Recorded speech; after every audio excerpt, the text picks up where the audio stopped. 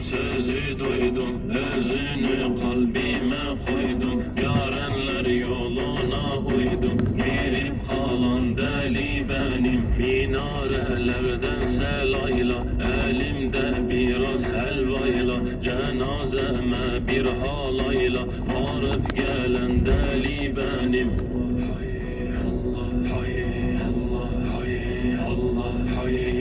Hay hay deli oldum ben, cihana sığmaz oldum ben. Hak aşkıyla yana yana, ölümden korkmaz oldum ben. Yar yar aşık oldum ben, aşkından harap oldum ben. Bu yola girdim gireli, dillerden düşmez oldum ben.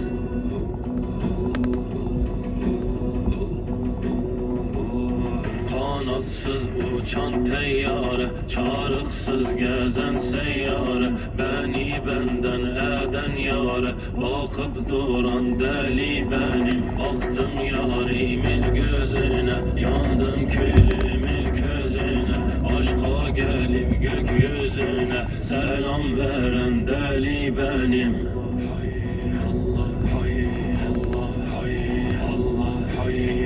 Hay hay deli oldum ben, cihana sığmaz oldum ben. Hak aşkıyla yana yana, ölümden korkmaz oldum ben. Yar yar aşık oldum ben, aşkından harap oldum ben. Bu yola girdim gireli, dillerden düşmez oldum ben.